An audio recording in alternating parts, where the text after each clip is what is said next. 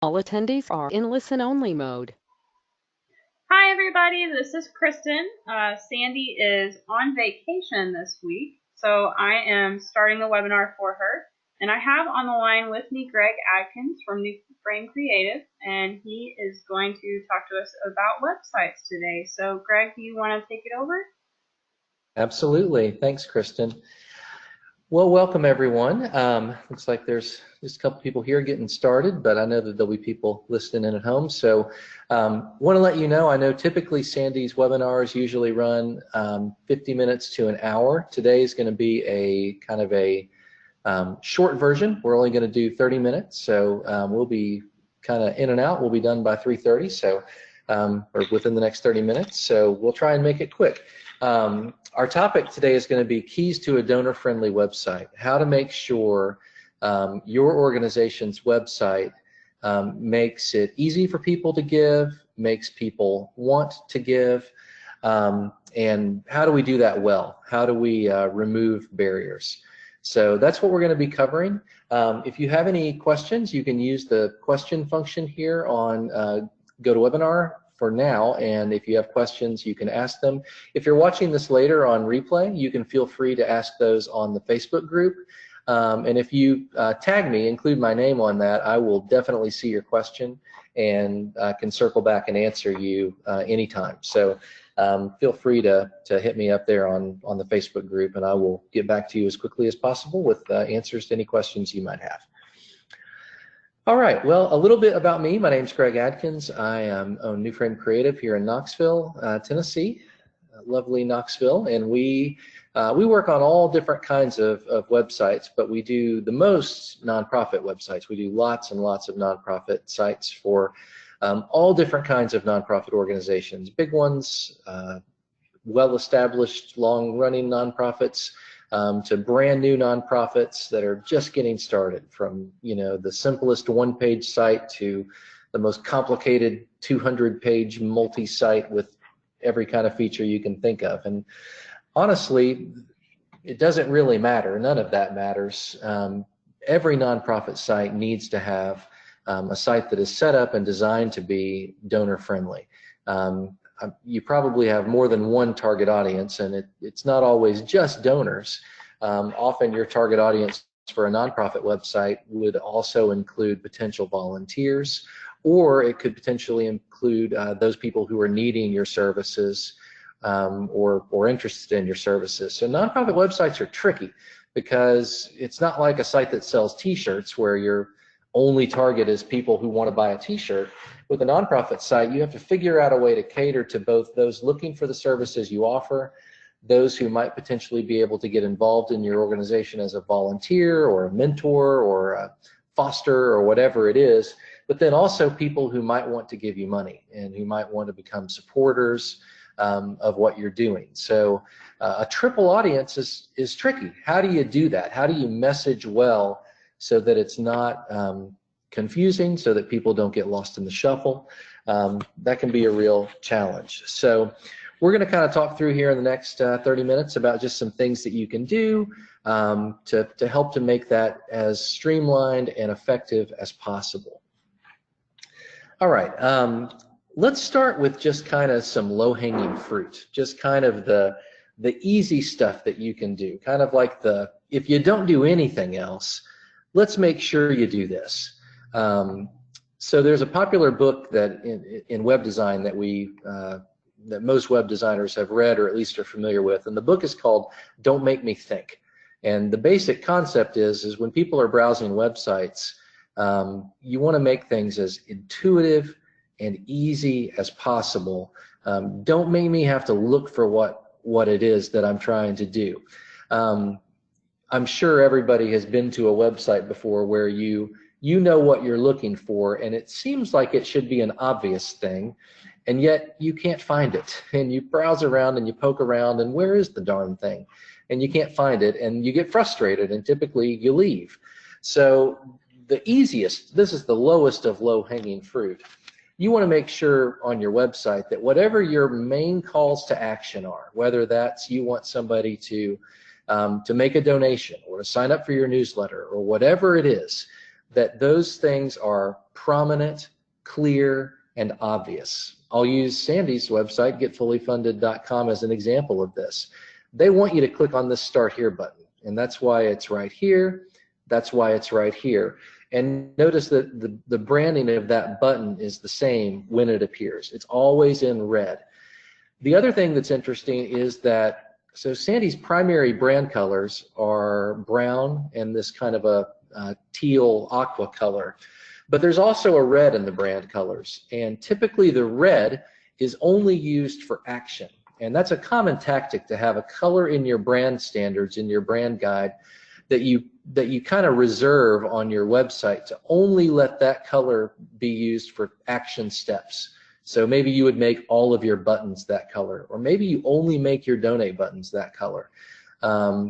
That's a pretty easy, simple thing to do. So when it comes to like making donations, for example, show you one. So this is just a really simple, basic website. This is for a place called the Love Kitchen. And really simple. Donate is a major call to action for them. They want people to make donations on the website. So the button that says donate doesn't just look like the regular menu items. It's outlined and colored and has a button. So at a minimum, you can do that. If you've got nothing else going for you on your website, make sure that donation module is really easy to find, in an obvious place to look. Don't bury it, don't hide it in the footer. Make sure it's right up there at the menu. The other thing I would suggest is don't be afraid to have it on there more than once, but also strike a balance without being obnoxious about it. I've seen nonprofit websites before that have 15 donate buttons on them. Well, that's too many. You know, you want to be tactful, not desperate. So it's good to have it at the top, and it's also good to maybe have it again at the bottom in the footer. So don't be afraid to have it in more than one place, because people will be looking in other places on your site, and the menu might not be the most, even though for many that's the obvious place to look, other people just start scrolling right away. So having it in more than one place can be a good thing. Another good thing, if your website doesn't do this, it's a pretty common feature now, and most newer websites can do this for you. If you do have your donate button in the menu, make it to where that menu sticks to the top of the page.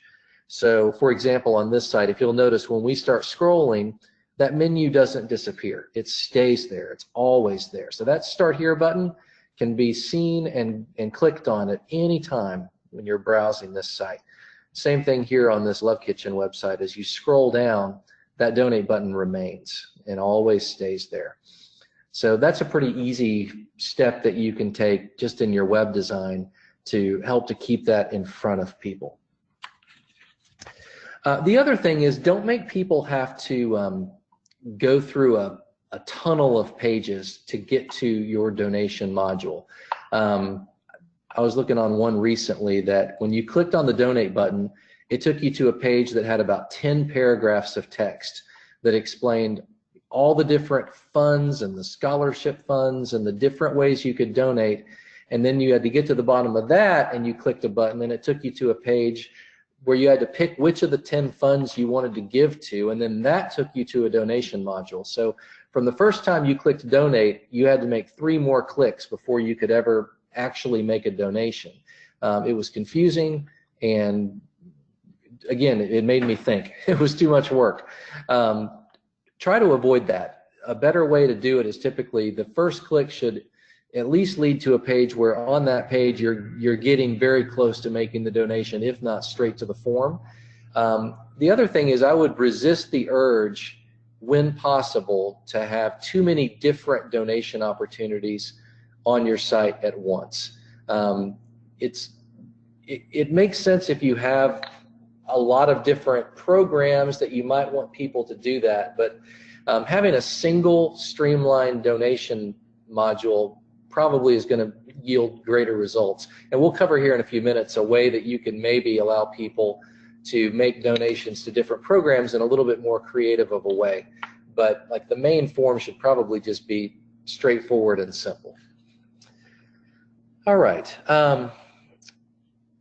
Let's talk about just your donation information, and that is making sure that of all the pages on your website, this is probably one of the ones that you want to most make sure is current and up to date.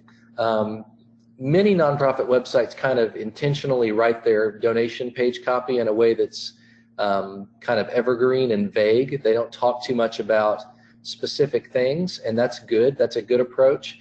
But often you might have a very specific goal in mind. So maybe you're trying to raise money for your 2019 summer fundraiser, and you're hoping to purchase a 15-passenger van in August, and you're looking for donations to help you achieve that goal before August. That's great, nothing wrong with that, but make sure you keep a close eye on that so that when September rolls around, when I log onto your website, I'm not seeing a fundraising goal that has already passed. Because at that point, if you see that, you're probably going to assume, well, that's over. I'm not sure what I'm giving to. It introduces confusion, and confused people typically don't make donations. So make sure that what you have is up to date and current. Another really important thing, and this is another piece of very low-hanging fruit, is security. You want to make sure that your website is locked down and secure. And if you don't know what an SSL is, it's a Secure Socket Layer Certificate. That's technical nerd language. If you want to get down to what it really is, it's this little green padlock that you see appearing on most websites nowadays are going to have this little green padlock. And all this means is that any information transmitted over this website is secure and is not going to be something that would be easy to hack or steal. So especially if you're going to be processing credit cards, honestly, even if you're just linking out to a PayPal donation, having this SSL, they're very cheap. Many web hosts now give them away because they want their websites to be secure so there's no hacking. But even the hosts that don't give them for free, you shouldn't have to pay more than $25, $50 a year at the most to have an SSL put on your website. And all that does is it's going to add a little bit of extra security and peace of mind for people who are on your site. And I will say, if your site does not have that padlock, in some web browsers now, when you're completing a web form, you'll get a warning that will say, warning, this website is not secure. And that's probably the fastest way to get a potential donor to leave your website without giving you money. If you have a little pop-up warning saying, hey, before you put in your credit card information, we just want to remind you that this isn't a secure website. So you want to make sure that that's locked down. And again, that's low-hanging fruit. Any website on the internet should be able to have an SSL. Talk with your web host or your web developer if you don't have that, and you should be able to get that taken care of relatively simply. All right, let's talk about the web, like the donation module itself, and let's talk about maybe what are acceptable ways to do that, and maybe what are then like next step and better ways to do it. So in my experience, probably 90% of new nonprofit websites are doing something very, very simple for donations. They're probably just using a relatively simple PayPal link. So a button that would take somebody off of their website into PayPal to make a donation that's connected to their accounts. Let me see if I can find a good example of this. Just to show you real quick, I want to show you just kind of a few different ways this can be done. So this is a website called the Very Slade Foundation. These are some nice folks we met at the Inspired Fundraising Retreat last year. So if you click on Donate on this website, it takes you off their site, opens a new tab, takes you over to PayPal, and have a nice little donation module set up on PayPal. You can make it a monthly donation. It's fine. And for 90% of nonprofits, this is where you start. The benefits to doing it this way, PayPal is inexpensive. There's no monthly fee to use it. And it's just generally pretty dead simple, not too much of a problem. there are some cons. So let's talk about the reasons why you wouldn't want to use PayPal for your donation processor. And there are some good reasons not to. And what we have experienced is that nonprofits typically, they'll get to a point where it makes sense maybe to look at some better options. And we're going to talk about a few of those. Reason number one not to use PayPal is that PayPal doesn't keep you on the website. It kicks you off of, I'm not on that website anymore. I'm now at paypal.com. So I'm now no longer on your site. I'm not engaging with your content. You're not controlling the experience anymore. I'm kind of off to this other place. So that's not ideal. It's better in general to keep people on your site. Another reason is there are people who have had negative experiences with PayPal. There are people who, just as a general rule, don't like it, won't use it. Most nonprofits that I'm aware of that use PayPal, they always have a few donors who are like, is there a different way I could do that? I don't really want to use PayPal. Can I send you a check? Or is there a different way I could give you a credit card number or something like that?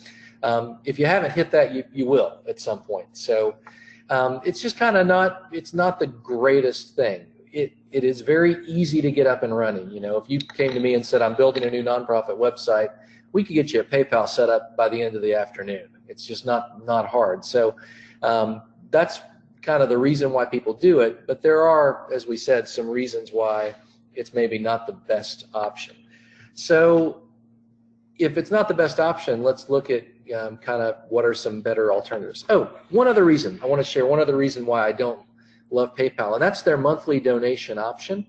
The monthly donation thing on PayPal can be a little tricky because it requires that person maintains a current credit card connected to their PayPal account, or it requires that they keep a balance in their PayPal account, which many people do not.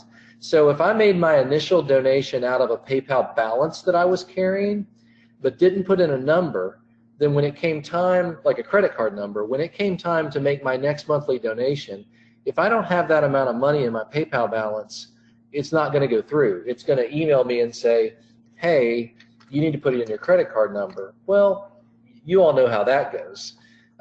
When somebody signs up for a monthly donation, you want to make that as easy as possible. You definitely don't want them to have a moment each month where they think about that, because people, they may change it, or they may cancel it or reduce it based on life circumstance or whatever. You typically want those to be quick and painless, and something that the only time you think of it is when you get a receipt. So PayPal doesn't always handle that great. All right, so that's kind of a few things about PayPal and kind of reasons for that. So let's go on and look at a couple of other things. Hey, Dora, how are you? I'm in a webinar. I can't talk right now. You can go talk to me. Oh, thank you. You're the best. All right, sorry about that. I had somebody come in the office. All right, let's look at a couple of other options. All right, let's look at this Love Kitchen site that we were talking about. She's coming back. Stay here. All right, when you click on this one, so this uses a WordPress module that is really nice called WP Give. I recommend this one highly. There is some cost involved in this. It typically runs about $30 a month, but it does a lot, which makes it worth it. And you will find most of the donation processing systems that you might look at typically run about that amount. You're going to find, typically you're going to pay about $25 to $40, even $50 a month. Some of the systems, such as like Bloomerang and Kindly, or Kindful, I mean, some of those, they have variable pricing based on how many people are in your system. So those are systems that can handle both donation processing and also donor management. We won't cover too much of that in our time today. There are some really good donor management systems out there. Both of those are ones that we have used and that we like. And they do a lot more than just donation processing, but they both do handle donation processing, and both are good systems to use. And I'll show you one Bloomerang example here before we get off the line. But back to alternatives to PayPal. So this is one called WP Give that the processor it uses is called Stripe. And when you're ready to move on from PayPal, we highly recommend Stripe. Stripe has the same rates as PayPal. They do offer a nonprofit rate. Also very easy to get an account, very easy to connect it with your bank account, very easy to get your money once people have made donations. The best thing about Stripe is it allows people to stay on your website. So when you're using Stripe for processing, you don't ever leave the site and go to the Stripe website. Everything happens on your site. So compared to PayPal, I want to show you what that looks like. So on this one, let's say I wanted to go in and say I want to make a $100 donation, and I can decide whether or not I want to make that monthly. And I can click Donate Now. And so this is going to ask me for my information. This system, WP Give, has this little feature that I love that allows you to make your donation in honor or in memory of someone, which is great. If I say yes, it'll ask me in honor of or in memory of. I can pick, and then I can pick who I want to make it in memory of. And I can even ask them to mail a card to that person or not. So I can ask the nonprofit organization if they would like to send the notification of that. So that's a really cool feature that this system offers that you can do. So then you put in your information, put in my address, now y'all know where I live.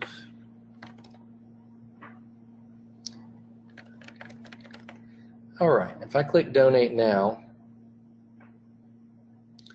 all right, you'll see what happens. So I get a nice little pop-up box, and this is my Stripe module that comes up on the site. So Stripe allows you to do this all right here without having to jump off of this. So you just put in your information, and then you add your card information, and it'll process this right here on the website. And then with this system, I can also control what happens after that donation is made. I can bounce them back to a different page on the website, or send them an email, a receipt, lots of different things that you can do. And so that's kind of the next thing I want to talk about is what do you do after someone has made a donation on your website?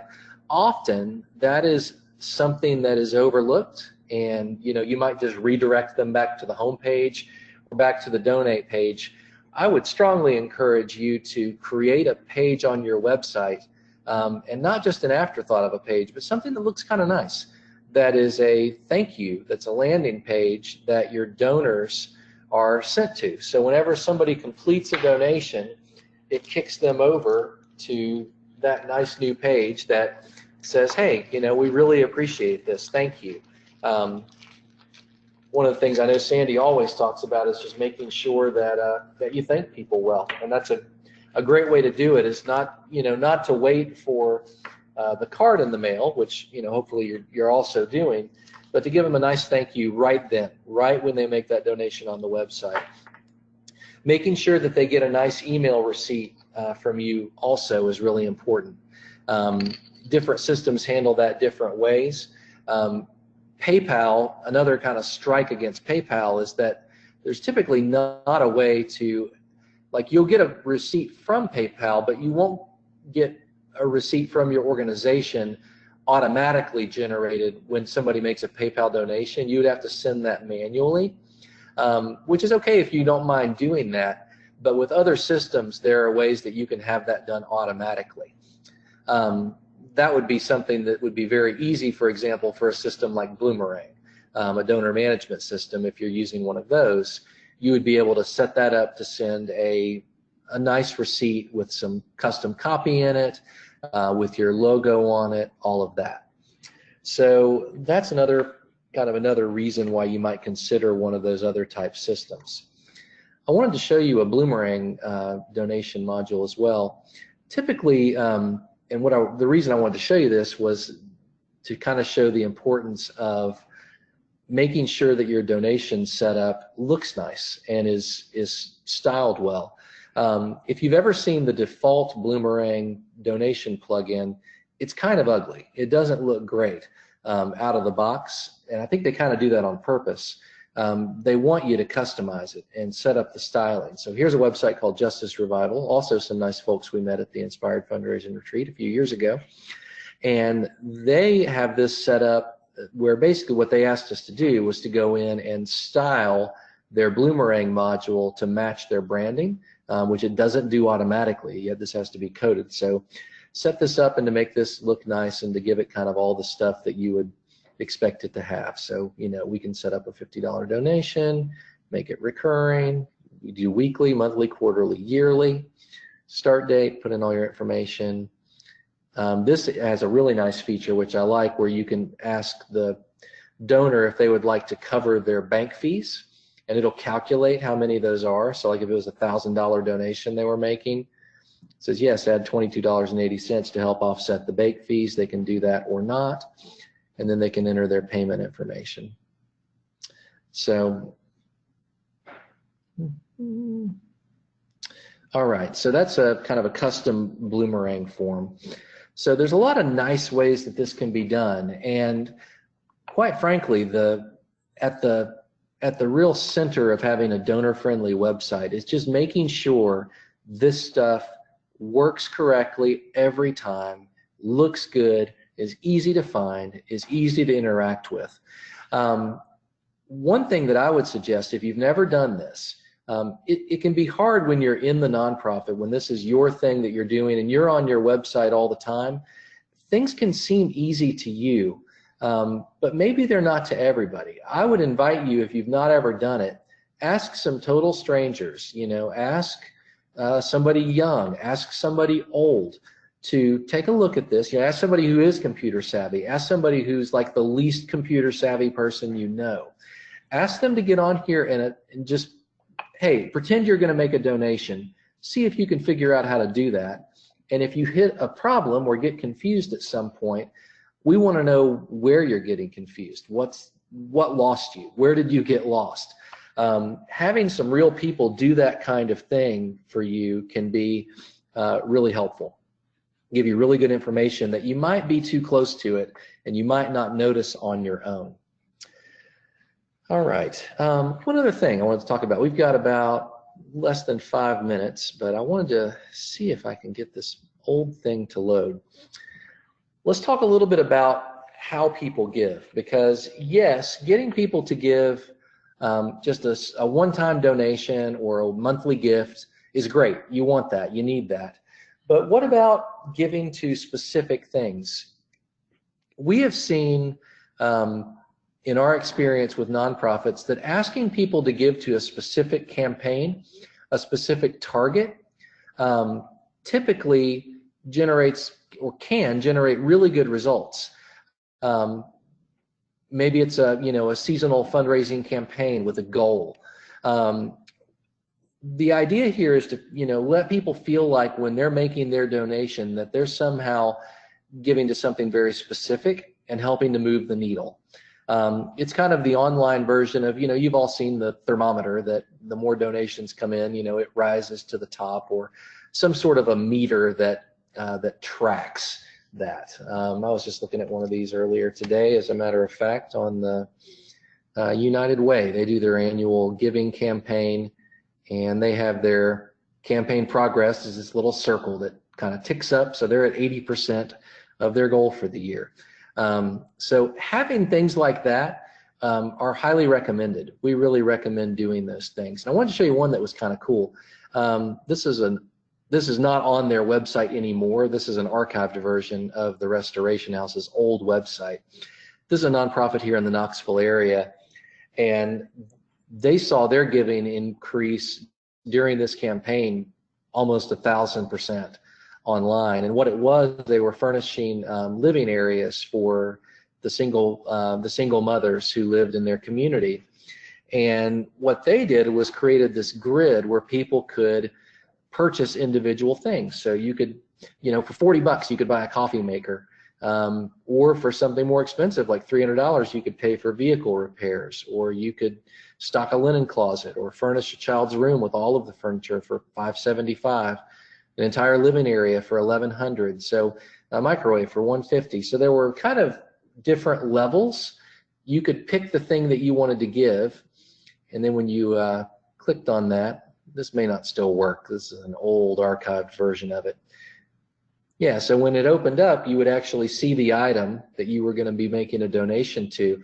And the way this actually worked, it was like a little e-commerce store. It felt like you were buying a microwave oven. In reality, you weren't. You were making a donation in which they would then go buy those items. But they saw fantastic results with that campaign. So anytime you can set up something on your website that ticks, a clicker, a counter, a circle that fills in, even the old school thermometer is fine. Those work really well. People like to feel like when they make their donation that it makes a difference and it's making an impact. So if they can see that, hey, our campaign is at 92% and that's this many dollars out of however many that are left, people like to make their donation and see that slider move up from 92 to 95.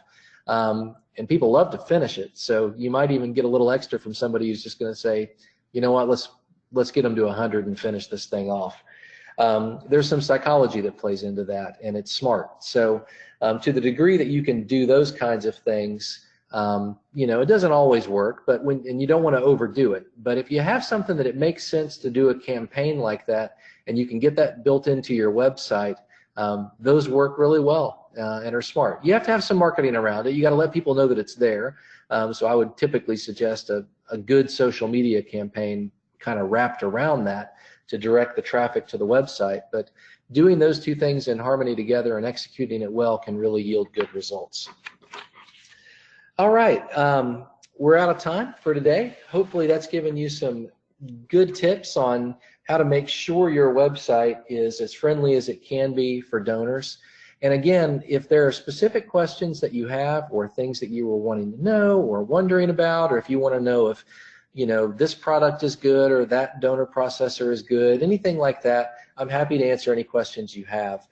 The best way to get those to me would be to post them in Sandy's Project SmartSprout Facebook group.